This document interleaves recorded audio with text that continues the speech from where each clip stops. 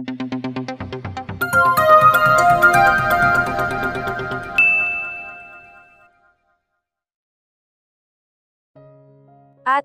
di ba sabi mo matatanggal ka na sa trabaho? Bakit may pera ka pa pambili ng mga biik ni Lola Andeng? Saka bakit nakakapag-ulam na tayo ngayon ng manok sa kababoy? Itinigil ni Mutya saglit ang pagliligpit ng plato at nilingon niya si Bekoy na nasa harap ng TV. Bakit parang imbes na magpasalamat ka at matuwa ganyan ang reaksyon mo? Gusto mo ba ulit na araw-araw, isda ang ulam natin? Sabi kasi ni Wendell, tuluyan na siyang humarap rito at namiwang. Bakit? Anong sabi ng anak ni Aling Lilia? Batikang tsismosa ang matandang babae sa lugar nila. Sustentado ka daw nung lalaking nakakotse na mukhang mayaman na naghatid sa'yo nung isang gabi. Sabi pa nila, buntis ka daw. Buntis ka nga ba, ate? Naramdaman ni Mutya ang pag-akyat ng litro-litrong dugo sa ulo niya. Napatungo siya sa kanyang impes na tiyan. Gusto niyang mag-amok at habulin ng taga ang mga tsismosang walang magawa sa mga buhay nila. Huminga siya ng malalim bago sinagot ang kapatid. Hindi ako buntis. At wala kaming relasyon ni Sir Rainiel.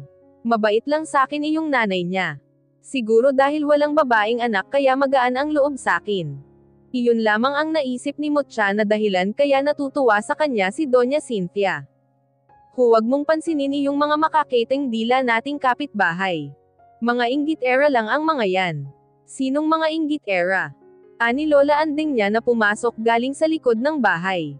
Pinainom nito ng tubig ang mga alaga nitong biik na nagsisipag-ingitan kanina. Yung mga kapitbahay po nating tsismosa. Siguro nakarating na iyon sa Lola Andeng niya, ngunit hindi lamang nito sinasabi sa kanya dahil ayaw nitong mag-alala siya. Hayaan mo na sila. Binabato talaga ang mga punong hitik sa bunga, sagot na lamang nito. Tama ka dyan, La. Pagsang-ayon naman ni Mutya. Kaya Bekoy, iyong mga kaibigan mo, sabihin mo huwag masyadong tsismoso, wala kamong nararating sa buhay ang mga taong pinag-uusapan ang buhay ng ibang tao. Sabi nga nung kinabisado kong text message, great minds discuss ideas, average minds discuss events, and small minds discuss people. Sabihin mo sa kanila yan. Masyadong mahaba, ate. Saka English, mahirap memorize. Translate mo nga sa Tagalog. Ha, mahirap yan. Dito na lang kay Lola, translate natin sa Espanyol. Inginuso ni Mutya si Lola Andeng. Tigilan nyo nga akong magkapatid, ang sagot nito sa kanila bago ito naglakad patungo sa silid. Nagkatawanan na lamang sila ni Bekoy. Hinarap na niyang muli ang mga hagasin. Nang matapos niyang ligpitin ang plato ay siya namang pagtaupo, ng isang pamilyar na tinig. Napahigit siya ng hininga. Alam ni Mutya na boses iyon ni Rainiel. Bekoy, yung pinto, utos niya sa kapatid. Mabilis niyang inayos ang pagkakapusod ng buhok niya at sinulyapan niya ang sarili sa salamin sa may tokador nila. Hindi siya nagkamali, si Rainiel nga ang bisita nila. Bahagya si Mutya na napatda nang pumasok ito ng bahay nila. Una ay dahil nakaramdam siya sa panliliit dahil sa presensya nito. Parang hindi ito bagay sa bahay nila. Pangalawa, ngayon lang niya ito nakitang nakasimpleng shirt, shorts at rubber shoes. Pero kahit ganoon kasimple ang suot nito, mukha pa rin itong mayaman. Kahit pa yata ang isuot nitong damit ay decolor na, natuluan ng sunrocks at butas ang kilikili, magmumukha pa rin itong mayaman. I came from a basketball game, anito na animo na babasa ang tumatakbo sa isip niya. Natauhan naman siya. Upo po kayo, inilahad niya ang kamay sa direksyon ng kawayang sofa nila. Gusto niyo po ng tubig, kape o juice? Mabuti na lamang at medyo asensado na sila ngayon at nakakabili na sila ng tang na powdered juice, may dagdag na siyang maya-alok sa bisita. No need, saglit lang naman ako. You had your last day in St. Roque H's today, right? I just dropped by to tell you that you'll be starting your training in Palazzo Arastia tomorrow, 8 o'clock m, sharp. Napanganga si Mutya, sa sagutang nangyari dito at sa mama nito noong isang gab, hindi na niya inaasahang mabibigyan pa siya ng trabaho sa hotel. Ang naging ending kasi ng usapan ng gabing iyon ay pag-uusapan daw nilang mag-anak ang magiging desisyon sa kaso niya. Wala kasing agad na kinampihan si Don Ramoncito Arastia kay Doña Cynthia at Raynil. And I was also asked to give you this. Iniabot ni Raynil sa kanya ang isang paper bag. Ang inabot naman niya iyon. Nang silipin ni Mucha ang laman ng bag ay isang kahon ng Nokia cellphone ang nakita niya. Ano pong gagawin ko dito? Aniya, iluto mo. Gawin mong afritadang cellphone, sarkastikong sabi ni Raynil. Bumuntong hininga ito nang makitang napamaang siya. No, pinabibigay yan ni Mama para mas madali kang makontak. If you had a cellphone, I didn't have to drive all the way here just to tell you about your schedule. Besides, my mom wants to easily get in touch with you. Bakit ba kasi wala kang cellphone? Don't tell me wala kang ipon. Bakit ba ang init ng ulo ng lalaking ito at pati ipon ko kino-question? Mayroon po kasi akong ibang mas mahahalagang pinaggagamitan ng pera kaysa sa luho ng cellphone. Iniabot ni Mucha ang bag muli rito. Hindi ko po ito matatanggap. Sobra-sobra na po ang tulong ninyo sa akin at sa pamilya ko. We both know by now, kung gaano katigas ang ulo ng mama ko. If you'd give that back to me, it will just find its way back to you tomorrow. So to spare my mom from the effort of trying to convince you, added the tearing ride she has to bear, just keep the phone. I have to go. Pagkasabi niyo na tumalikod na ito sa kanya at lumabas na ng bahay nila. Naiwan naman siyang nakatunganga sa salas ng bahay nila. Ibinalik ni Mucha ang tingin sa cellphone. Kung tutuusin, tama naman si Raynil, kaya naman niyang bumili ng cellphone, may pera naman siya. Pero sa kabila nga ng lahat ng mga pag-iingat niya, nagsisimas pa rin pala na sa mga Arastia galing ang perang pinanggagastos nila. Ate, iyon ba yung lalaking Nazi chismis sa'yo? Napatingin siya kay Bekoy na ngayon lang ni Mucha napansin na naruroon pa rin pala sa harap ng TV. Ni hindi man lang niya ito na ipakilala kay Raynil. Oo. Yun si Raynil Arastia, manager ng Palazzo Arastia. Hindi kayo bagay. Tesoy na tesoy naman pala yon. Mukha kayong kapet-gatas. Oo na, alam ko naman yun. Huwag mo nang ipagdikdikan. May lumapit nga sa aking gustong dumiskarte sa'yo Kaso umurong nung makitang dekotse yang si Tesoy. Sabihin mo dun sa lumapit sa'yo, kung di lang din siya kasing yaman ng mga Arastia, wag na siya kamong magtangkang manligaw. Ate, ang pananaginip, ginagawa dapat pagtulog, hindi paggising. Inirapan na lamang ni Mucha ang kapatid. Naupo siya sa pang-isahang sofa nila at inilabas ang kahon ng cellphone sa loob ng paper bag. Kumpleto iyon mula sa SIM card, charger, at 1,000 peso load na call and text card. De-camera pa ito at may FM station din. Samantalang ang dati niyang cellphone, ang tanging pwedeng ipagmalaki ay pwede rin itong gawing flashlight, na agad ding nap-on din nang minsang mabagsak niya iyon. Gusto pa sana niyang beauting tingin ang iba pang kayang gawin ng cellphone, ngunit naalala niya na maaga nga pala ang pasok niya bukas. Baka kapag na-late lang siya ng 1 minuto ay sisantehin na agad siya ni Raynil. Halata naman ditong masama ang loob nito sa naging desisyon ng pamilya nito. Ngunit wala nang magagawa ang kanyang Prince Charming, magiging boss na niya ito. At sisiguruhin niyang wala itong makikitang butas sa klase ng kanyang pagtatrabaho. Sa housekeeping section ng Palazzo Arastia si Mucha itinalaga ni Raynil. Wala namang kaso iyon sa kanya, kahit na bago sa kanya na hindi siya nakikiharap sa mga guest. Sa mga nakaraan kasi niyang trabaho, lagi siyang nakahalubilo sa mga customer, pasyente at bisita.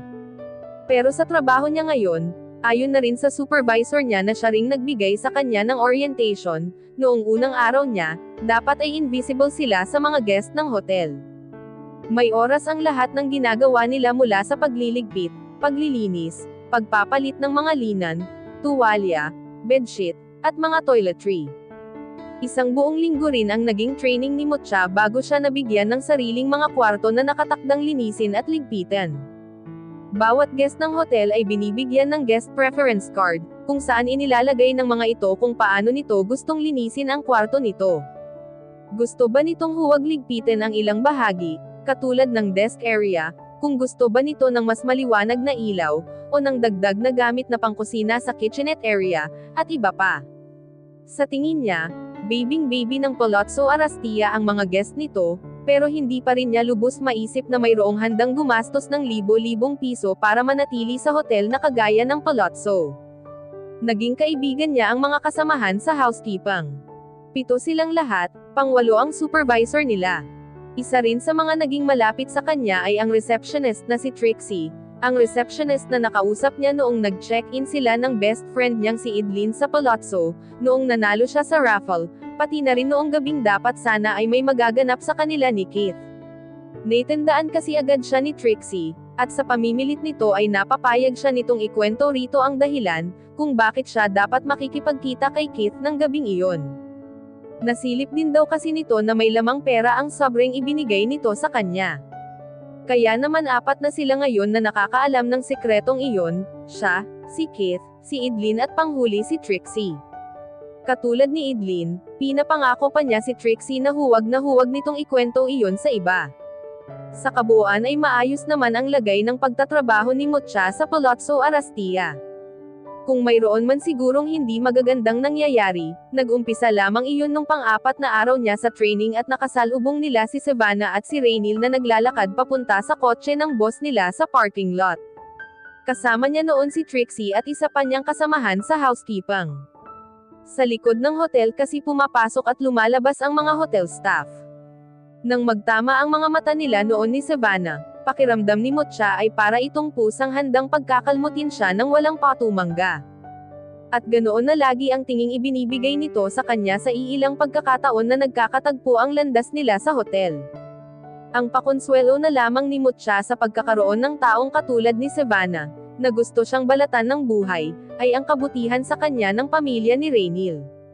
Sa ilang beses na dumadalaw sa Palazzo sina Doña Cynthia at Don Ramon, pati na rin sina Ethan, Fiona, at ang anak ng mga ito na si Ezra, ay laging nagkakapanahon ang mga ito na kamustahin siya o kausapin saglit. Ang biroan nga sa housekeeping section ay dapat nang matakot ang supervisor nila, dahil baka pagkalipas lang ng ilang buwan ay siya na ang pumalit dito, lalo na't mukhang ang buong pamilya ng Arastia ang backer niya. Gusto sana ni Mucha na isagot na malabong mangyari iyon, dahil siguradong nakahandang kontrahin iyon ni Rainil sa isip, sa salita, at sa gawa. Mucha, tumawag si Trixie. Si 61008 daw tumawag sa front desk, nagpapaakyat sa housekeeping ng shaving kit. Naka 15-minute break siya habang nasa staff lounge. Maaari niyang ipakiusap na lamang iyon sa iba, ngunit sa kanya naka-assign ang kwartong iyon. At ang magiging rating ng guest sa housekeeping kapag nag-check out ito ay siya ring magiging rating niya. Tumayo siya sa kinauupuan at pumunta sa stockroom.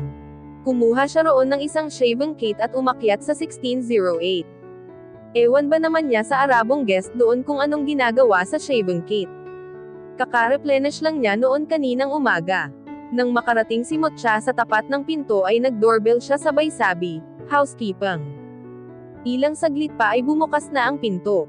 Nanlaki ang mga mata niya nang makita na maliban sa tel ang nakasaklob sa ulo nito ay tanging puting tuwalya lamang ang suot ng Arabong guest. Nakayuko siyang pumunta sa CR at doon inilagay ang shaving kit. Nakayuko pa rin siya nang muling naglakad pabalik sa pinto, ngunit nagtaas siya ng tingin nang makitang nakaharang doon ang lalaki. "Excuse me, sir. I will go out," aniya rito, sabay yuko. Narinig niya ang paulit-ulit nitong pagsasabi ng beautiful, beautiful, ngunit huli na bago pa ni Mucha mapagtanto ang balak nito. Nanigas siya sa kinatatayuan nang bigla na lamang siya nitong yakapin. Isang kamay nito ang dumakat sa puwitan niya, habang ang isa naman ay gahamang dinakma ang kanang dibdib niya. Nang makabawi si Mucha mula sa pagkabigla, ay ubod ng lakas niyang tinuhad ang harapan ng Arabong kaharap. Sumigaw ito at bumagsak sa carpeted na sahig. Nagmamadali niyang binuksan ang pinto at nagtatakbo papalabas. Nanginginig ang buo niyang katawan. Litong napatakbo siya sa gawin ng fire exit. Pumasok siya roon at naupo sa unang baitang ng hagdan doon. Niyakap niya ang sarili. Parang sisabog ang dibdib niya sa bilis at lakas ng pagtibok nito. Gusto niyang umiyak, ngunit walang lumalabas na luha sa mga mata niya. Hindi niya alam kung gaano siya katagal sa ganoong ayos, ngunit ang nagpabalik sa kanya sa kasalukuyan ay ang pagri-ring ng cellphone niya, na nasa bulsa pa rin pala ng uniform niya. Hindi nga pala niya ito naibalik kanina sa locker niya bago siya nagpunta sa kwarto nang, napakagatlabi siya. Hindi ni Mutya alam kung ano ba dapat ang susunod niyang gawin. Nang tingnan niya ang cellphone ay si Raynil ang tumatawag sa kanya. Isang mahinang hello, ang isinagot niya matapos pindutin ang answer button. "Where are you?" Halos pasiga na sabi sa kanya ni Raynil sa kabilang linya. Nagagalit marahil ito dahil lagpas na siya sa dapat na oras ng break time niya. Nasa fire exit ng 16th floor. Sagsaglit lang, please. Pagkasabi niyon ay pinindot na niya ang end button.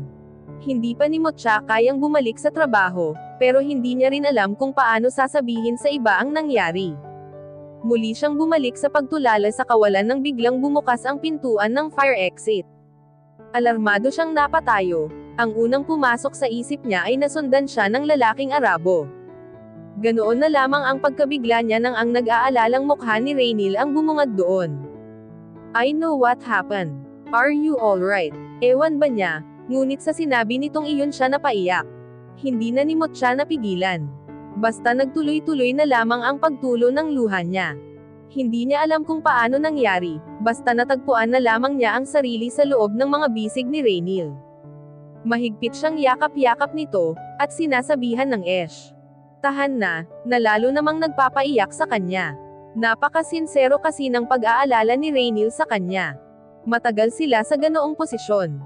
At nang sa wakas ay pumayapa na ang damdamin niya, kinuha ni Raynil ang kamay niya, hinawakan iyon ng mahigpit, at iginiya siya nito papalabas ng fire exit. Sa istasyon ng pulisya, binaliktad ng Arabo ang nangyari.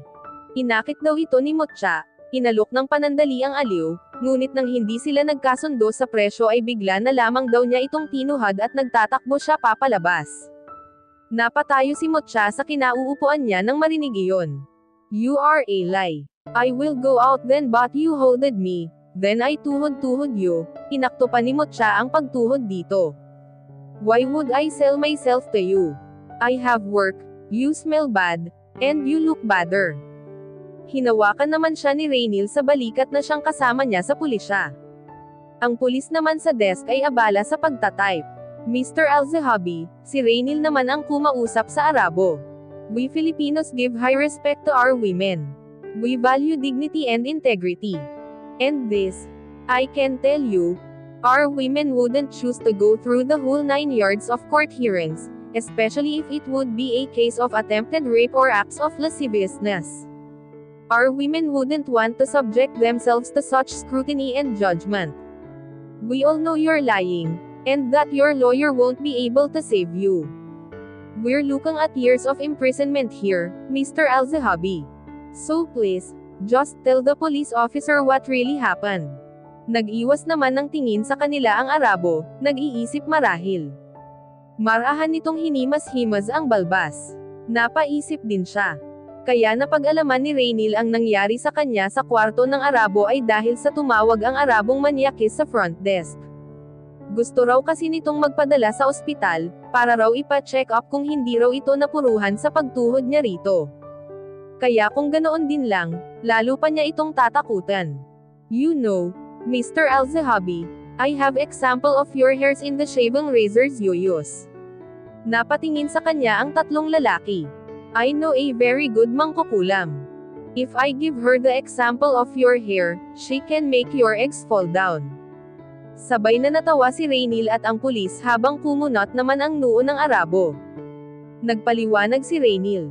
"She said that she could get samples of your hair through the disposable razors that you used, give them to a witch, then through incantations and spells, the witch could make your balls fall off." Pinanlakihan naman ng mata ang Arabo sa narinig. Napatingin ito sa kanya at paulit-ulit na nagsabi ng no, not that, bago humawak itong muli sa balbas nito. "You see, I was paid to do it," anito sa kanila, bahagya pang umiiling-iling. Ikinagulat nila iyon ni Raynil. Tumigil naman ang pulis sa pagtatype nito at nagtanong sa Arabo. "Who paid you, Mr. Al-Zahabi, to harass Miss Atrejeño?" Imbitado si Mutya sa birthday party ni Don Ramoncito Arastia. At hindi lang basta imbitado, tinulungan pa siya mismo ni Faina para pumili ng susuotan niya. Kasama niya ito sa shop ng isa sa mga pinakasikat na designer sa Pilipinas na nakabase sa Puerto Princesa, si Andre Salazar. Turquoise daw ang tawag sa kulay ng gown na gagamitin niya. Ikinatawa na lamang ng mabait na si Andre nang sabihin niya ang pagkakaalam niya sa turquoise, kamag-anak iyon ng mga turtle, at hindi isang klase ng kulay. May kalaliman ang hugis letter V na neckline ng damit, humahapit pa ang tela sa bewang at balakang niya, at hanggang sakong ang haba. Bagay daw iyon sa mga tulad niyang medyo maliit ang dibdib pero malapad ang balakang. Naiilang naman si Mucha dahil hindi siya sanay na nakalabas ang kakaunting cleavage niya, ngunit pinalakas naman ni Faye na ang loob niya at sinabing maganda at bagay na bagay daw sa kanya ang bestidang iyon. Kaya sino naman siya para yumangal? Sinamahan na rin siya ni Faye na bumili ng silver na sandals, na ang takong ay animo gawa sa kristal. At dahil kasama niya si Faye na, naranasan ni Mucha kung paano lingunin at pagtuunan ng pansin ng maraming tao. May ilan pa nga sa mga nagpa-picture at humingi ng autograph kay Faye na ang nagtanong kung baguhang artista raw ba siya. Ikinatatabo naman ng puso niya ang isinasagot ni Faye na sa mga tao, na kaibigan daw siya nito. Nang gabi ng party, hindi lang siya ipinasundo ni Doña Cynthia sa isa mga driver ng mga Arastia, nagpadala pa ito ng hair and makeup artist sa bahay nila. Ilan sa mga kapitbahay nila ang nakiusyoso kung bakit may nakaparadang kotse sa harap nila, ang isinasagot na lamang niya ay birthday party ng may-ari ng hotel na pinagtatrabahuhan niya, at kailangan ay naka-costume sila dahil meron silang song and dance number na ipapakita. Halata namang hindi naniwala ang mga ito, ngunit ano pa bang aasahan ni Mucha sa mga tao na nag-iisip na buntis siya, at si Raynil ang ama. Mukhang katulad niya ay nangangarap din ng gising ang mga kapitbahay nila.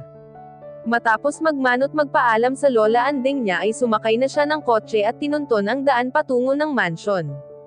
Napanganga siya nang makita ang dami ng mga kotseng nakaparada sa harap ng mansion. Parang lahat yata ng mayayaman sa buong Puerto Princesa, ay nandoon ng gabing iyon. Napalunok si Mucha. Nang pumaroda na sa harap ng gate ang kotse ay parang gusto na niyang umatras. Napatingin siya sa suot na damit at sapatos.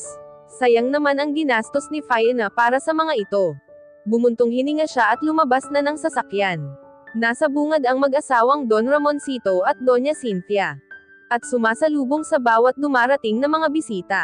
Alinlangan si Mucha na lumapit sa mga iyon. Happy birthday po, Don Tito Ramon. Good evening po, Donya ay, Tita Cynthia pala. Hindi niya talaga kayang sanayin ang sariling tawaging tito at tita ang mga ito, kahit na iyon naman ang laging sinsabi ng mga ito sa kanya. Unang nagbeso-beso sa kanya ang mama ni na Raynil. Mucha, hiha, you look amazing. Isn't she lovely, Ramon?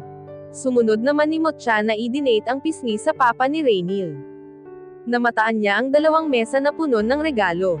Napakagatlabi siya. Nako, pasensya na po, wala akong dalang regalo, nahihiya niyang sabi.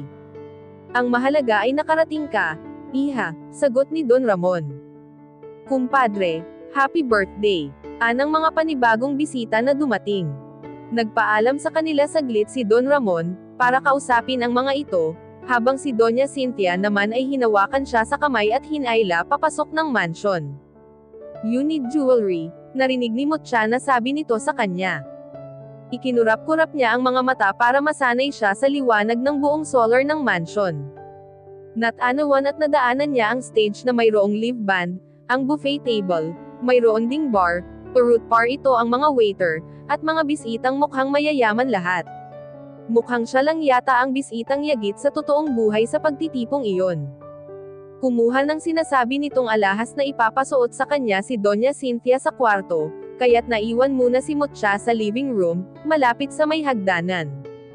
Habang hinihintay niya si Doña Cynthia ay isang painting ang napagtuunan niya ng pansin. Alam niya, abstract painting ang tawag doon. Yun bang parang basta na lang ipininta, pero ang sabi, bawat kulay, hugis at linya ng painting, may ibig sabihin. Pinag-iisipan pa ni Mucha kung anong ibig sabihin ng painting, nang may tumikim at magsalita sa likod niya. Are you a fan of Brevo's works? The party's right outside, you're missing the fun. At dito na po nagtatapos, ang ika-5 kabanata ng ating kwento. At sanay muli niyo po akong samahan, sa mga susunod pang kabanata. Maraming